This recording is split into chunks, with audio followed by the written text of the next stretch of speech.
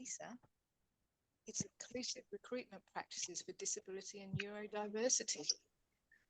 Do you want me to?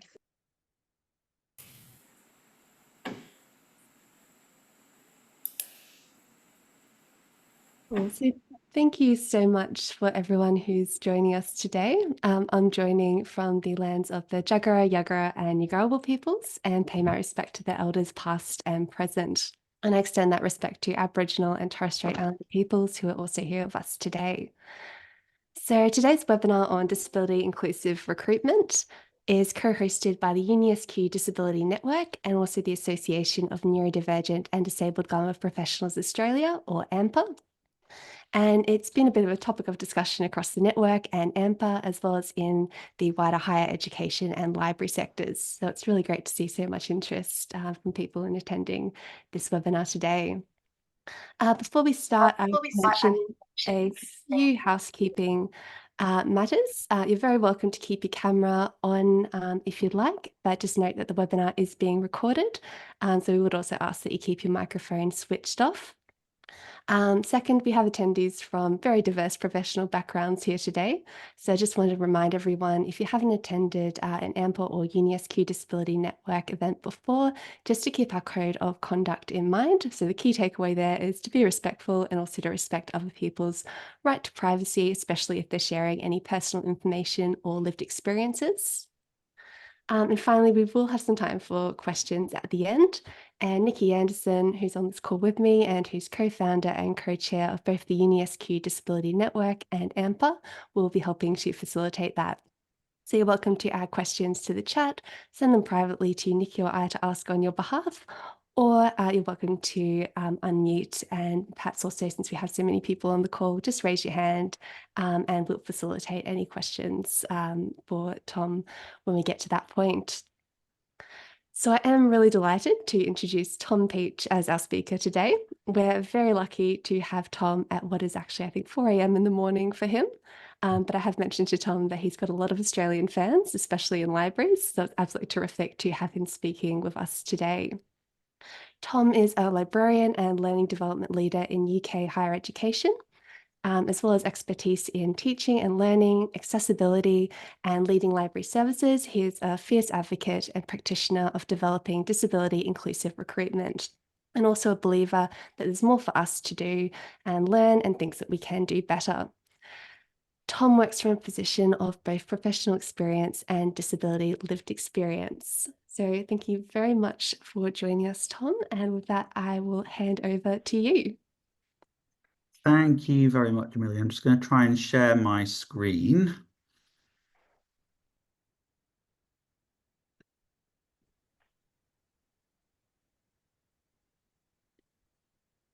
Fantastic. Thank you so much, everyone, for joining. I'm going to try and round out my very Yorkshire accent so that if anyone is using the auto captions, that Zoom auto captions works well for you. Doesn't always work well with a Yorkshire accent.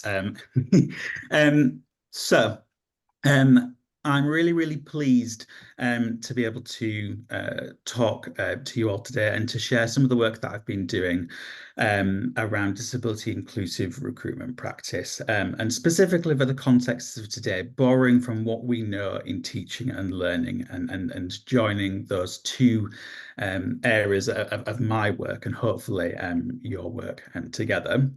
So I'm an academic services manager, which is a slightly unusual term that doesn't necessarily mean anything to a lot of people, but basically I lead a large learning development team in a library service, which includes librarians, it includes staff who teach digital skills, study skills, academic literacies, maths, assistive technology, so lots and lots of different learning development practices. And in my library, I also lead our accessibility support service as well. So I'm a manager, I lead lots of people, I do lots of recruitment, and I support and work with our library to develop that accessibility practice that we do. So today, I want to spend some time with you all thinking about disability accessibility and where we want to head to in the future with having disability inclusive recruitment. What could that look like? How could we get there? Hopefully you're here because of one of these particular areas. So you might be here because you can influence. You might be a senior leader. You might be someone who manages. You might be a senior leader in higher education, in HR, in libraries, museums, galleries. You're someone who can implement change. You might be here because this topic impacts you personally. You might be someone, you might be disabled, have a disability, and this is something that you've not experienced before. You've had mixed experiences, interviewing for jobs, etc. So it impacts you. Or you might be here because inclusion or disability justice is something that's really, really important to you. So you may fit into one of those categories, may fit into multiple categories. I'm here because I fit into all of those categories. I'm someone that influences at my workplace as a manager. It impacts me both as a manager and it impacts me personally when I'm going out and interviewing for jobs and I'm experiencing different kinds of practices. And I'm here because inclusion and particular disability justice is really, really, really important to me. So just as for transparency and accountability, I say this in any presentation that I do that's disability focused. For transparency and accountability, I'm someone that fits into the disability category, both physically and from a neurodivergence perspective. However, that relationship is really complex. It changes, and it is quite fluid as well. So it does impact me, but whether or not I claim the word disability is quite challenging. But regardless, thinking about access and thinking about accommodations is something that impacts me greatly. So I'm speaking today from a position of lived experience. It's also really important to say before I talk about any of this work that one of my guiding principles is that inclusion is something that is active and it's something that is doing work. It's something that we do. It's not something we just talk about. It's something we actively do. And as a result of that, the ideas and the work that I'm talking about today is very much a starting point and absolutely should be improved. So there's lots of things that I've done that I want to get better at, that I want to improve, lots of things that I want to do in the future. And there will be lots of things, there may be things today that you're listening to that may be completely new. They may feel challenging to think about. Or you might be listening to some of the things I'm talking about today and thinking that's not very developed at all. We've been doing that for a while, which is fantastic. So there'll be different. You'll be on a different part of this journey.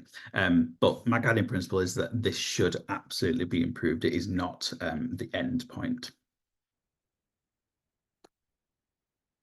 So to guide us through this, I'm going to talk a little bit about the UK context. So obviously, a lot of the colleagues here are within the Australian context, but I want to present the UK context and why that's important for me and invite you to think about what that Australian context looks like. And then I'm going to talk about authentic assessment. So leaning into the borrowing from learning and teaching, think about authentic assessment and what place that has in inclusive recruitment. We're going to think about pre-work adjustments, some of the work that I've been doing on the clarity of adjustments and making adjustments in advance of work. And then we'll have time at the end for questions and thoughts and ideas. So from my context, being someone from the UK, there's lots of helpful research and statistics and experience sharing out there to understand the disability context in terms of work in the UK. So in the UK, there was some really useful research done a couple of years ago by Scope Disability Charity that found that 42% of disabled people in the UK are subject to negative attitudes towards disability from management at work. and that also 35% of disabled people had avoided looking for work or promotion. So in that context, that was people looking for work for the first time. It was people looking for new opportunities at other workplaces, or it was looking for promotions internally and externally. So 35% of people, 1 in 3, avoiding doing any of that process. There was some research done by the Trade Union Congress in the UK, where they found that 30% of disabled people were treated unfairly at work, and that was through a range of different means. That was accommodations, that was in comparison with colleagues, 30% of disabled people being treated unfairly. Business Disability Forum, 81% didn't have enough time to manage their conditions and do everything they need to do in their job. I imagine that for disabled colleagues on the call, that feels quite familiar. It's always a challenge to manage the medical side of disability, appointments, everything that comes with being disabled, but also just fitting into a non-disabled or a neurotypical workplace can be particularly tiring and particularly challenging. And balancing the needs that you have as an individual with what is expected in jobs can be quite challenging. And then the same research also found that 58% of disabled people said that getting what they needed was due to how assertive and confident they are at work, rather than asking for what they, was due to how assertive and confident they are in asking for what they need, rather than their workplace just offering and providing what they needed. So over half of people only getting what they need because they're really confident in saying exactly what they need.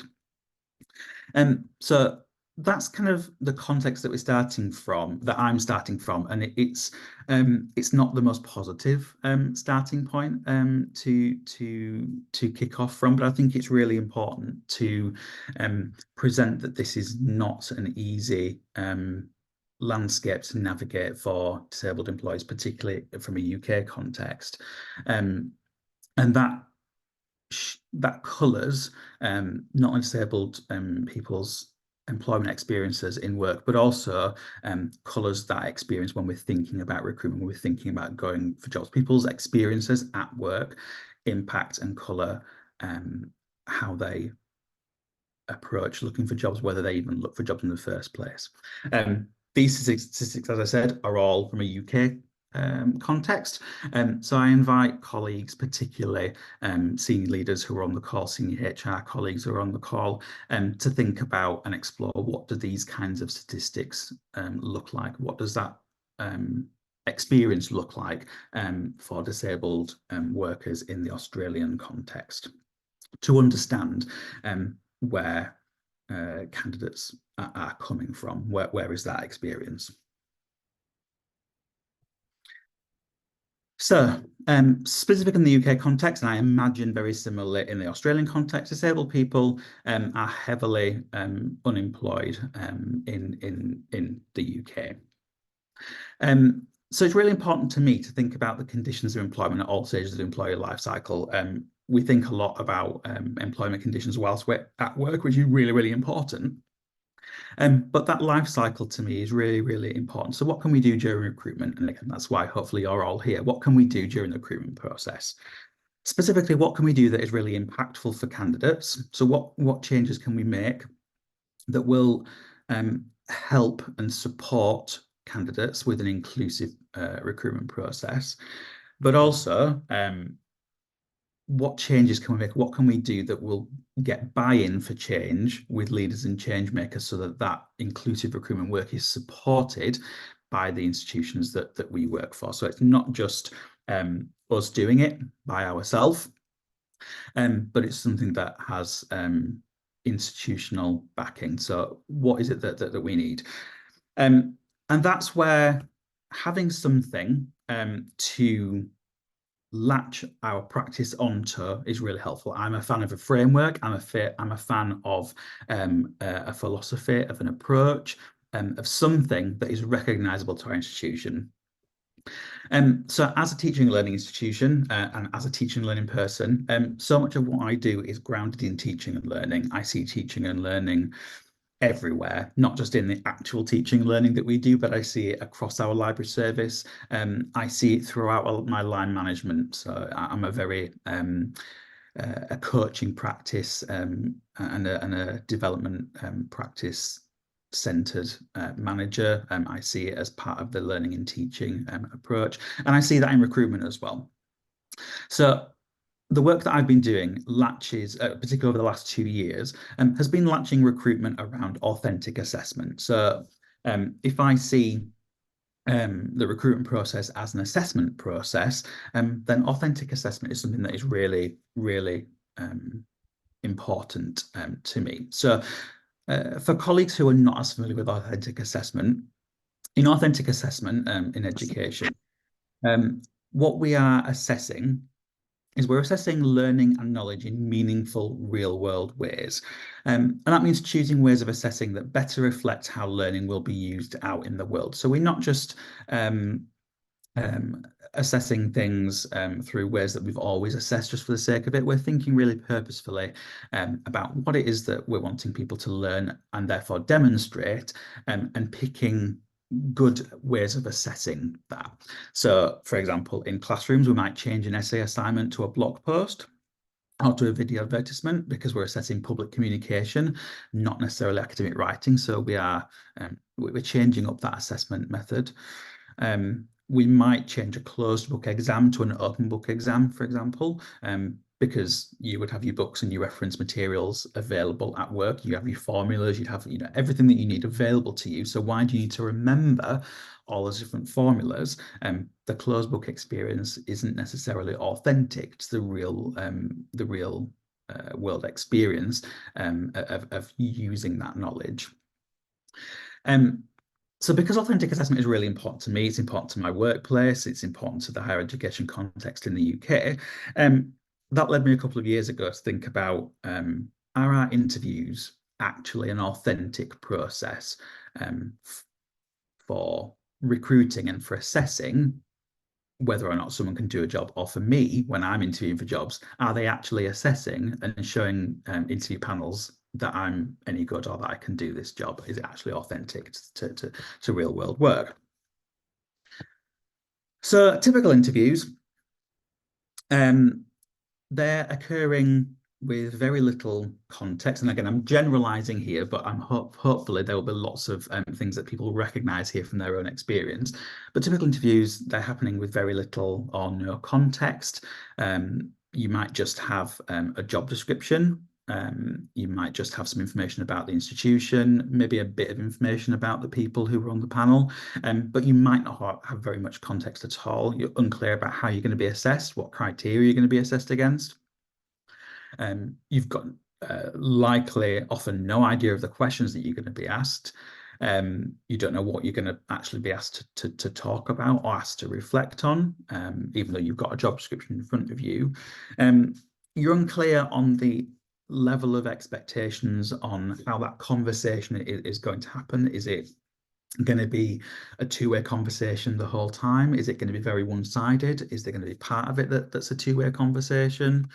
And as I said earlier, unknown people, that can range from having no information whatsoever to having, bios, to having pictures, having a range of different stuff, but it's really uncertain. And for me, that wishy-washy, unclear approach to having interviews leads me to be really overwhelmed really quickly. And when I say overwhelmed, I don't just mean on the day or in the moment. I mean for the weeks running up to that. So from the moment that I know that I've got an interview, if that information, if I don't know what I'm going to be walking into, I'm overwhelmed very quickly with the amount of preparation that my brain instantly goes into wanting to do. To over-prepare for any possible scenario that could be happening in that interview context, and I very quickly get overwhelmed, and hoping that other neurodivergent colleagues on the call will recognise that as a similar experience. In fact, I had an experience a couple of about a month and a half ago with an interview where it was a an interview for a position that's slightly more senior than what I'm in at the moment at a different institution, and that was 3 back-to-back 1-hour interviews. And I didn't know what I was going to be asked. I didn't know. I didn't know who was. I know rough categories of who was going to be on each panel, so I knew that there was going to be a stakeholder panel, a student panel, and a final panel. But I didn't know who my stakeholders were going to be. I didn't know who my students were going to be. Apologies. I didn't know exactly a lot of the background context of the actual people on the panel. And that was an absolutely exhausting experience, managing not knowing anything about the people and the process. So yeah, highly, highly overwhelmed. So what can we do if we don't think those are, and just to say, from an authentic perspective, how often do we go into our workplaces and have that kind of intense experience where we're going into a conversation, we don't know what the context is, we don't know anything that we're going to talk about, we don't know any of the themes, we don't know any of the context for certain, we don't know how many questions there are going to be, we don't know what kinds of questions we're going to be talking about, we've got no themes, it's not necessarily going to be a two-way conversation. You know, there's lots of things within that interview experience that isn't authentic to the way that we hold meetings, that we have agendas, that we know who we're going to be meeting, and even if we don't know the questions, we might know the general theme of the meeting or the theme of the space we're going to be in. So I'm not convinced that they're an authentic way to assess whether or not we're very good at our jobs. So merging the two together, thinking about authentic assessment, how can we use that in assessment? So for the past 2 years, I've been using an authentic assessment approach to managing interviews. So I'm not always convinced that interviews are best anyway, but in the current context where our institutions still love an interview, how can we shift that and make it a more authentic and inclusive experience for disabled candidates particularly? So I use authentic assessment. And I do this for everyone. This isn't just a disability adjustment. This is something that is done for everybody. So by using authentic assessment, I'm splitting my interview questions into 2 different types. So questions in advance. These are things where we're sending out questions at the point of notification of interview, sending them out with all the interview information. And these are questions where it's anything where in an everyday work context, you would normally have time to think, to draft, to edit, to consult, to research, to write, etc. So anything where, if you think about your work place where you would have time to think or do anything with your thoughts before you would be expected to provide an answer, those are things that I can send in advance because I want to understand authentically how you would respond to that particular kind of question. So we send those out in advance. There is no need to test that in the moment and put particular disabled colleagues at a disadvantage with having to process the questions, process the information in the moment. And that's really, really important, just again, from a personal experience. At the interview that I had a couple of, about a month and a half ago, I'd prepared, I'd say upwards of 100 different case study questions based on the job description that I had, based on what I thought I was going to be asked.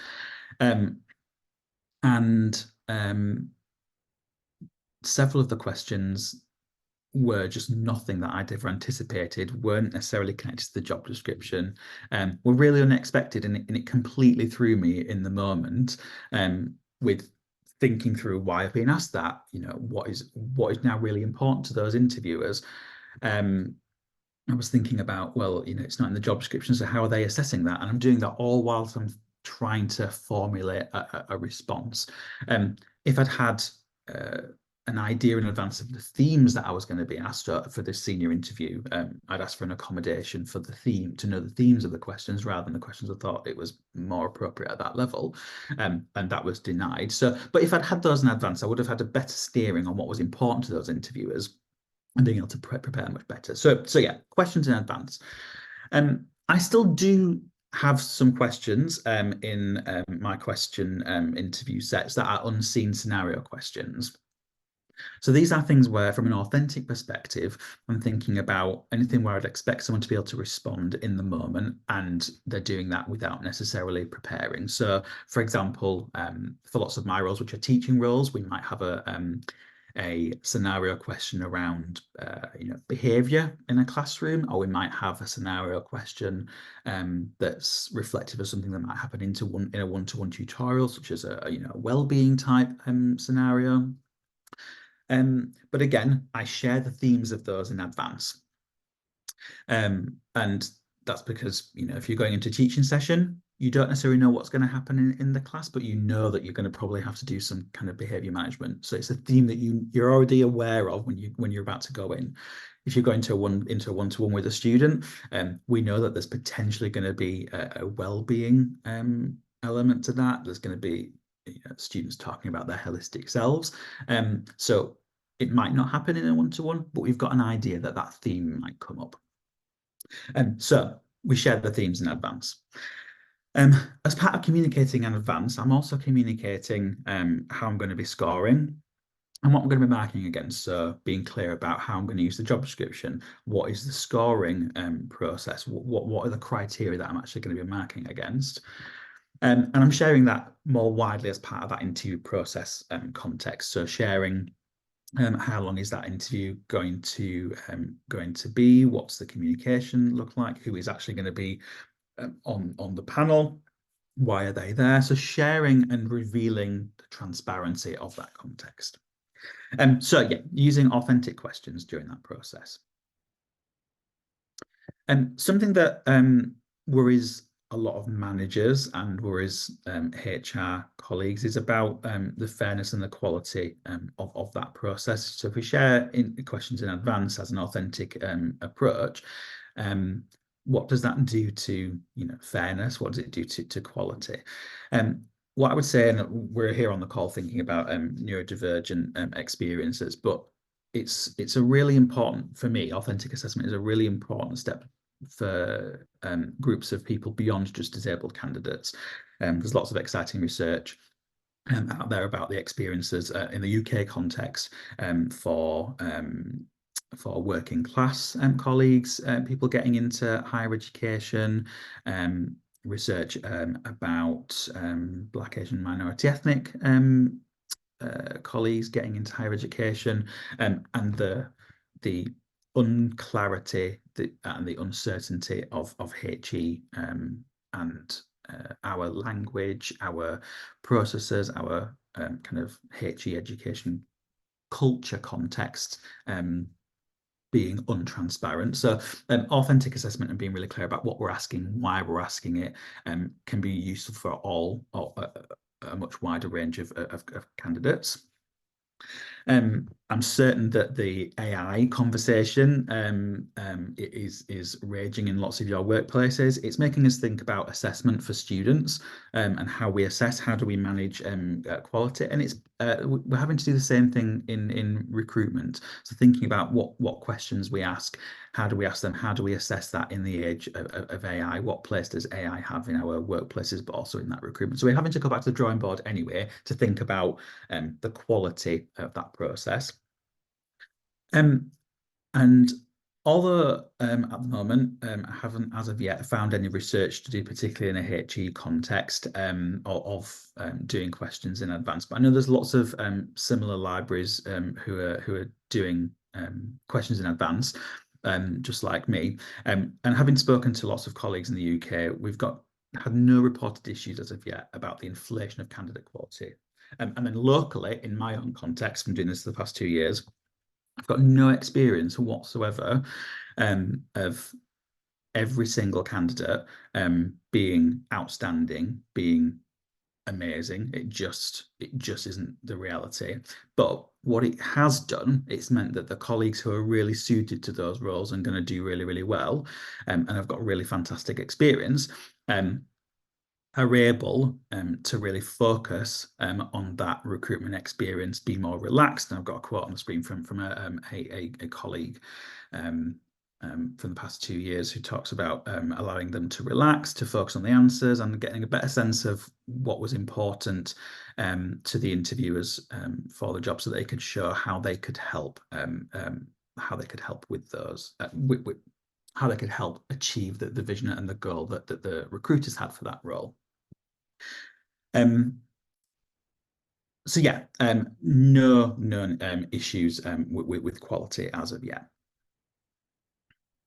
Thinking more broadly outside of questions, we can also think about authentic tasks. So some of these things we might already be doing at interviews, but I think we can think of it as part of that authentic approach. So thinking about, for me, because I'm a learning and teaching person again, thinking about micro teaches, other authentic simulations. I say authentic simulations because I'm just going to say it, no one likes a role play.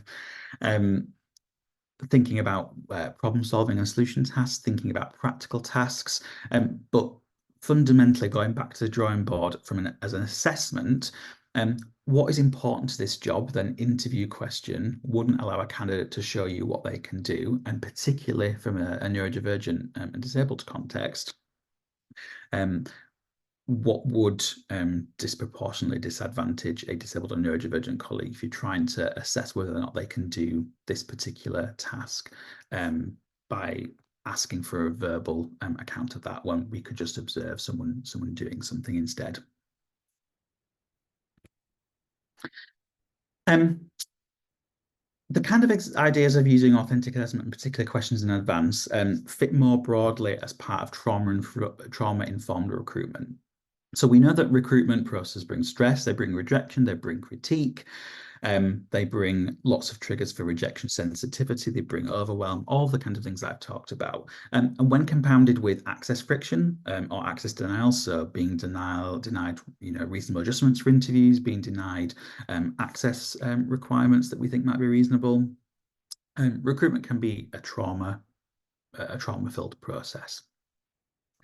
There's lots of really interesting trauma-informed practice from different sectors. Education has got trauma-informed practice research. I know that archives and museums has got lots of interesting trauma-informed work coming out of it. But also, well, we've got a lens to think about that through recruitment. All the research and the links that I've got in the presentation are in a slide at the very end, but I'm just highlighting this particular one from Fair Library Jobs, which is an organisation in the UK campaigning for fairer approaches to recruitment and fairer jobs. They've got a really, really interesting blog with a checklist about what trauma-informed recruitment could look like. So lots of ideas of where to start with doing recruitment in a trauma-informed way. And it includes things like questions in advance, but it talks a lot about the transparency of the process, the choice in the process, and centering the candidates within that process. And the main thing that I take away from it, which is, again, why I'm here to talk, is about taking the responsibility as a manager, as the person in the process, to reduce and remove unnecessary recruitment stress. Just because it has been a stressful process before doesn't mean it needs to continue to be so. We are coming up to time, but I just want to spend a bit of time just telling you and sharing with you some of the other work that I've done as part of the recruitment process, so pre-arrival, which is about reducing and addressing access friction. So particularly thinking about addressing denial of accommodations, refusal of accommodations, the uncertainty of whether or not accommodations are going to be available, the fear that can come with disclosure. I know that ANDPA did a community webinar talk space recently about disclosure. Lots of access friction that can come with that. And as a manager, we've got the ability and the power to do that, that heavy lifting, that hard work of revealing, communicating workplace adjustments. And we can do that in advance. We can borrow from our approach to workplace adjustments for the interview process, but also in that pre-arrival time. From an education perspective, and I'm not in any way here saying that we get this right for students at all. There's lots of research that says that students also don't get the best time. But I think on the whole in education, we have a lot better ethos towards disabled students generally, and a better idea about how we might do that. It doesn't always work in practice, but in theory, I think we've got a much better approach. And that comes from kind of inclusive education, universal design for learning, approaches to learner adjustments. But with the basic idea that this is about doing things in advance, revealing what's available in advance, making changes in advance. And I don't necessarily think that that's always something that is done from an employment perspective. I've written before, and again, the links are in the slides at the end to share afterwards. I've written about seeking to understand the responsibility of managers to seek to understand disability, to understand their workplaces, to understand the roles and the work and how it can be done in different kinds of ways, as a way of preparing work for disabled and neurodivergent colleagues. So it challenges us to think differently about work, to create different ways of that work being completed. But part of that seeking to understand, I developed and have been using for the past couple of years an adjusted practices questionnaire, which I've shared in the slide at the end, which I send out to my people who've been successfully selected through my inclusive and more authentic approaches to interview process, which invites 3 particular things. It invites me to reveal myself. So I tell them about my needs, about my adjustments, what I need, so that it creates some affinity with incoming disabled colleagues. But for non-disabled colleagues, it's an education piece for them, and it tells them what I need. I use it to reveal the organisation, so to tell people exactly what's available when it comes to software, services, what's immediately available to people to change their working environment, where there's no disclosure needed. They can just access and change what they need. And to reveal my employees' needs through choice. So I provide almost like a menu of different access needs, including options for, when in the time of the day do you process information the best, when is best for us to have meetings, when we have meetings, how do you want to communicate, do you need support with summarizing meetings, let's talk about how do you need to interact in group settings, what is the best way for you to get the most out of group meetings, how long do you need to process information, all sorts of different kinds of questions to normalize that there isn't one set way of being at work and of interacting and working with colleagues. There are different ways that we can adjust work to do that. The example that I've got that is shared in the slides at the end is one that I wrote. It makes sense for my workplace. It is not 100% where it needs to be. There are lots of things that I'd like to change, that I want to do it in future with it. And there's lots of things that you might change in your own context, but it's a call to colleagues to explore it, to think about using it in their contexts to make that onboarding experience a lot clearer and to reduce access friction. So as we're wrapping up, I'm a big believer in harnessing whatever power we've got for change. So if you're someone with influence, or if you're just someone with your lived experience, what is your power in recognizing and enacting change? I think it's really important to avoid the trap of it being someone else's responsibility. It's something I hear all the time. It's not my job. It's someone else's job to do inclusive recruitment. Someone else's job to teach me about this. Someone else's job to do that. As a queer person, as a disabled person, community approaches to surviving and thriving are really important to me. So fostering a whole community, a whole team, whole university approach to that is really, really important. And being able to recognise the power that you have in change, it's really important for sharing the concern about change. Change is really an uncertain process, particularly for senior leaders sometimes, and for people on the ground, but also using your power to share the resources that can help change. So what could you do next? So you could think about your job. So it could be a job that you're doing. What would being assessed authentically have looked like for that job? If you were going to be assessed again and an interview wasn't the only option, or interview was the only option, but questions could be more authentic, how would you assess it authentically? You could read up on authentic assessment more generally. I presented the UK context, but you could understand the Australian context for disabled workers, the context within your sector, the context within your particular area. Read a bit more on trauma-informed practice. There's lots of really, really good resource starting points in that checklist that I shared. So go and have a look at that trauma-informed practice. And the final thing that you could do next is making a commitment to change something. So it could be by communicating, it could be by sharing experiences, sharing resources, and by doing, particularly if you've got the power to do something different in recruitment or the power to change something in your teams or in your workplace. Think about what you could do next. I think we're going to share the slides afterwards, and I will see if I can post some of these links in the chat, particularly some of the trauma-informed stuff for people to have a look at.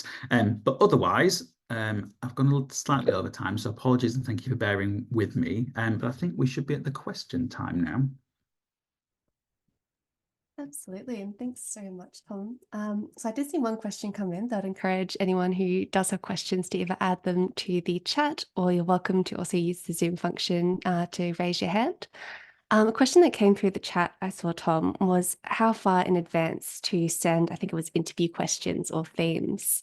Is there any kind of ideal or best practice for that? It's such a good question, and it's actually one of the things that people talk about seem to talk about the most, and it's interesting that that's one of the first questions that came in, because it is one of the things that people think a lot about, and certainly something that I've thought about.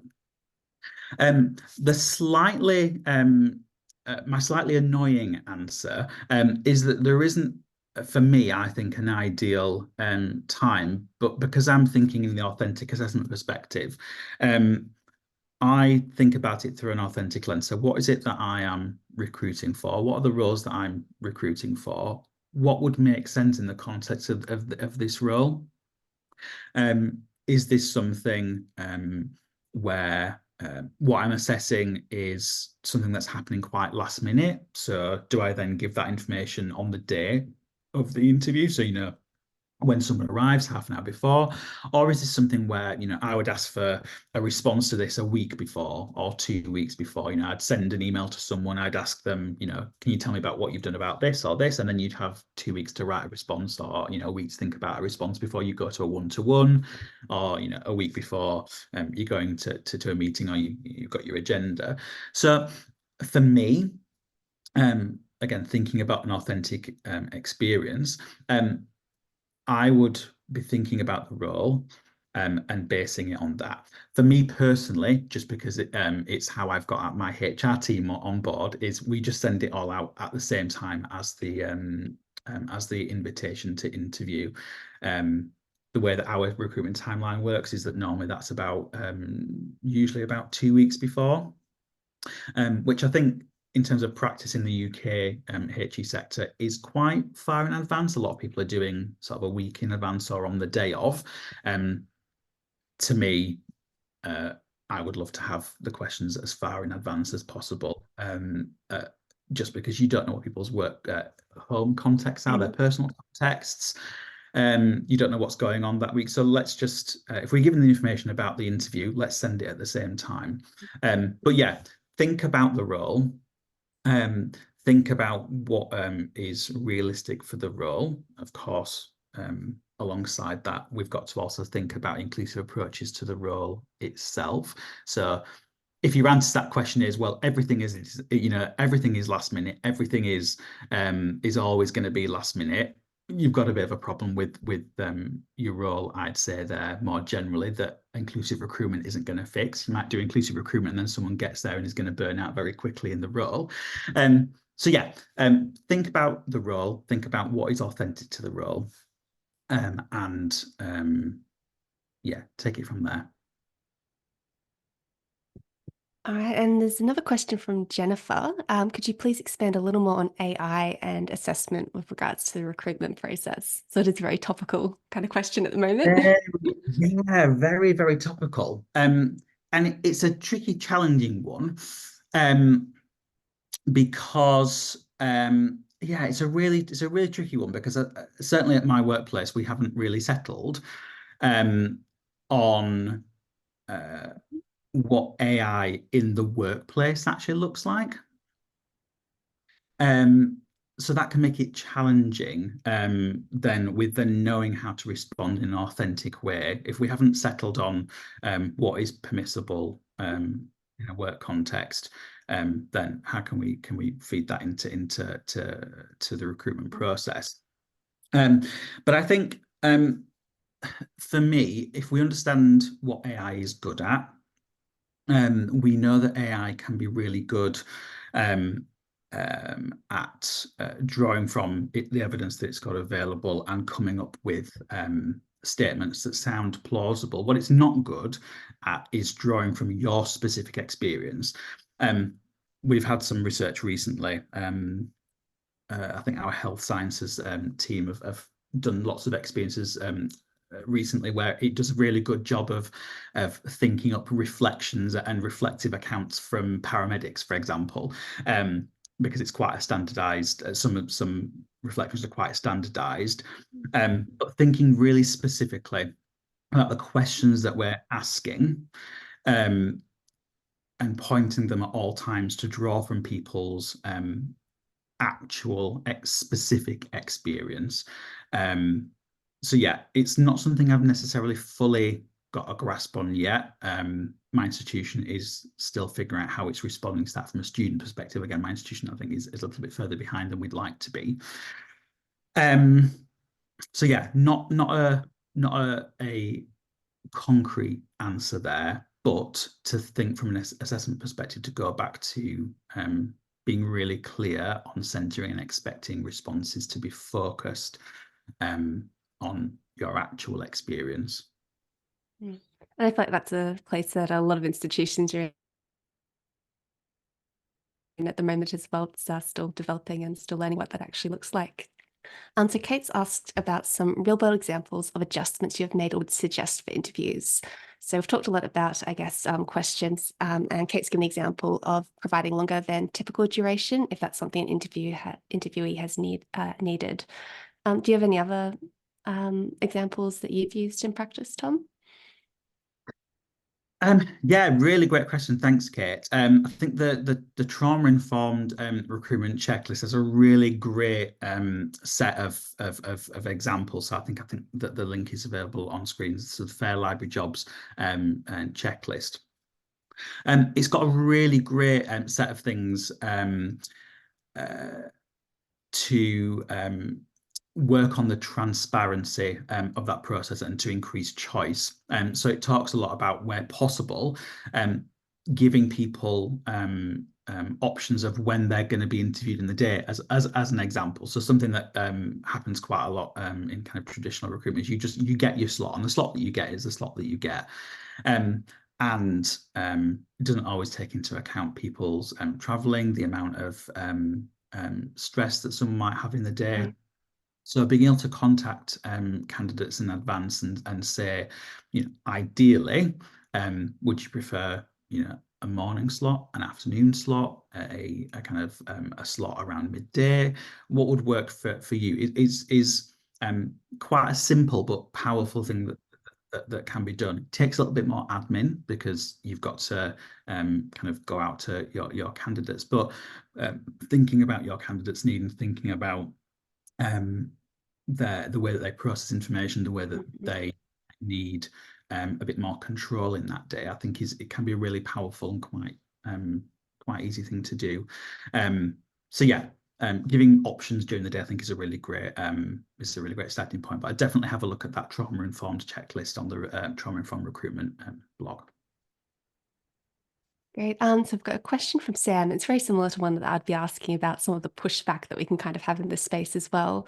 So Sam says, as a hiring manager, I've sometimes come up against HR recruitment specialists who may not themselves be aware of how things could be done differently, and in some cases are a bit resistant to anything beyond the traditional interview process. Do you have any experiences you can share working effectively with HR partners when you do not control the whole process yourself? It's a really great question.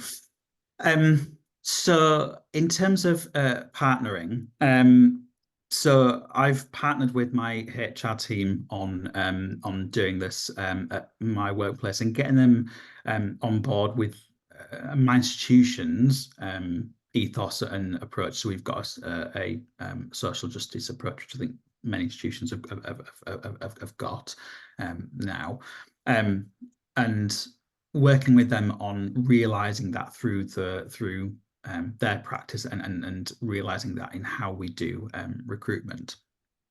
So my first tip is finding your HR people that are open to doing something and hopefully trying to leverage that open door. But what I mentioned earlier about finding the thing that gets the buy-in. So for me and for us as a teaching and learning institution, the way that I approached my HR team was to find my slightly open door, the people who were interested in what being more inclusive would look like, and saying to them, look, we've got all this experience over here in teaching and learning that's doing all this cool stuff around inclusive assessment, inclusive approaches to being in classroom. Can, rather than you over here on your own in HR, trying to figure out how we're going to do this, let's use me as the conduit for borrowing from what's happening over here in teaching and learning. And here is a framework, an existing way of doing assessment that works really well for students. Here it is. It's called authentic assessment. This is what it looks like. This is why I want to do questions in advance. You might have heard in the HR land questions in advance. Yes, I'm talking about questions in advance here, but I'm talking about it under this framework of authentic assessment. This is something that we can hang it on. This is something that other senior leaders in the university will know about. Let's do this together and let's hang it off this particular framework. So I think finding the thing that's going to speak to those HR colleagues, showing them examples of how things can be done better. And this maybe isn't the wisest advice on a webinar, but I'm a very big proponent of just doing something and apologizing later. I am with disability inclusion and doing disability inclusive and disability justice work. There is sometimes a value in asking for permission, and there's sometimes a value in deciding where you've got your power to just do something differently, or to try doing something differently. Wherever you can, just do it and apologize later, but collect the evidence as you go about why that was really important. So as part of this work, I've been collecting from all candidates impact statements about what the process that we've been doing, how did that impact their experience, so that I can share with HR, look, this is what we've done. These are all the fantastic colleagues that we've recruited. Look at what's happened to our kind of, from a HR speak, look what's happened to our kind of diversity pool, the thing that they're particularly caring about. This is what the positive impact has been. Can we do this more wider? So where I'm at the moment is we're in the early stages of getting this rolled out across the institution, which will be much better for me because then it'll be institutionally, more widely institutionally supported. So yeah, find your allies, find the thing that is gonna speak to them within your institutional context, and use that as leverage.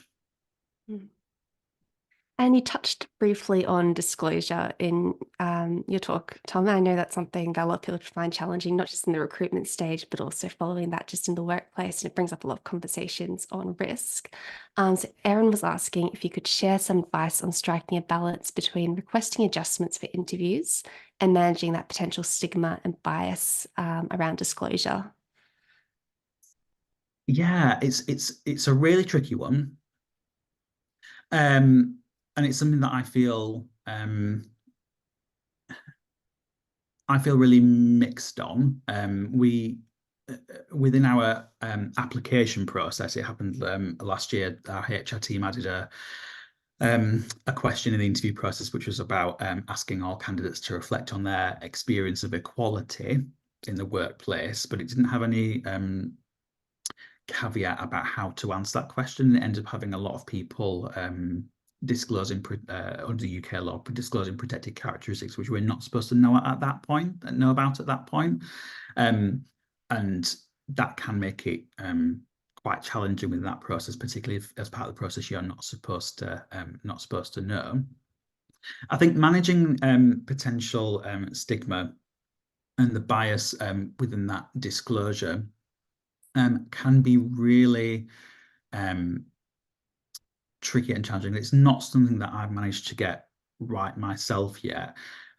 What I have been thinking about, and this isn't something that would work for everybody per se, but I think as part of that inclusive approach at the beginning, so the adjustments question that I talked about as part of pre-employment, because I use that not just to find out what people need. A lot of the time it's about what do you need, and that's the only thing that kind of we have to give a lot of ourselves to potential employers to get what we need.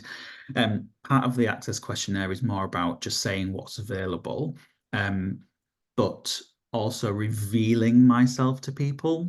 So I try and, for me personally, I try and give as much to people as I want them to give to me in terms of that disclosure. Now, that's not something that would work for everybody, because it's not everyone has that kind of ability to disclose or to share about their personal experience or their own needs.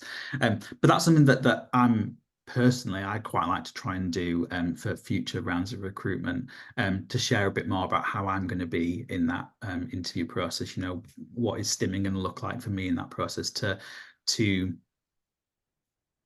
reduce to I think increase the affinity of that process. I think to reveal myself in that process. So yeah, it is a challenging balance, and I don't think I've necessarily got that balance right. But I think there are things that I can learn from the pre-recruitment process, the pre-onboarding process, sorry, to apply that to the interview process. Thanks, Tom. I might see if we can just fit in one last question that I can see from Ash. It's been sitting there for a little bit. So Ash says, I'm wondering your views on giving the questions in writing during the interview as well as reading them aloud. For example, if the questions you can't give in advance and you can only give the theme in advance. I've informally suggested this before, but received the response that candidates need to be able to think on their feet, and written would be given if they declared a disability ahead of time. Do you have any thoughts around that? Yeah, so in terms of the first one, giving them in writing during the interview as well as reading them aloud, I think that just feels like complete common sense to me. It's something that I did particularly during COVID, when all interviews are happening online. I was posting them in the chat at the same time as reading them aloud, so providing them in writing, or as a reaffirming of where we're at in the question order. So I personally can't see a problem with that. Again, if we're thinking about real world, in an ideal world, we're going into meetings with agendas, you know, with things written down, with things, you know, pre-shared in advance. That's not always the case, is it? I mean, we've all got experiences of going into meetings not having an agenda, etc. But you know, everything that is coming out from kind of business and management leadership world about how do we lead more efficient teams, how do we lead more efficient workplaces, it's all about you know, having good meetings, having clear meetings, having agendas, everyone knowing why they're going to be there. So again, from an authentic perspective, I think it's complete common sense to have the transparency about what's going to be talked about in that interview process. In terms of thinking on your feet, again, thinking about authentic assessment, I would argue that needing to think on your feet at all times in every single different scenario is not realistic, and it's not authentic. And I think if it is a job where you're having to think on your feet all the time in every single situation, then one, either that's what the job is, or it's a really it's not the best work experience, or it's not the best work environment if it's that high pressure and that high stress and that uncertain all the time. But I can't think of situations where, you know, there isn't a time when you'd be able to think in advance, or you'd be able to edit or to reflect or to research or to explore. There are always situations where that is possible. So I think I would, again, which is why one of the action points that I asked everyone to think about, and something that people can take away, so think about in your jobs, where are the moments where you can draft, where you can edit, where you can think, where you can reflect, and where you can take time to think about your experience, to gather your thoughts, to organize them, to put them in order, to edit. Think about what that looks like in real life, and then think about how that would change an approach to being assessed on that interview. If you've got times where that is the case, then it is not realistic to say that we therefore at recruitment need to test wholly need to test the entire experience based on being able to think on your feet, because it's just not reflective. You might, as I've done for my interviews, think about the times where being thinking on your feet or thinking or responding in the moment is reflective of the job. Make the questions reflective of the actual experience. So yeah, a couple of thoughts there. Okay, thank you. And we have just hit time, and there's a lot of thanks in the chat for you, Tom, and also a lot of thanks for you getting up so early to speak with us here in Australia.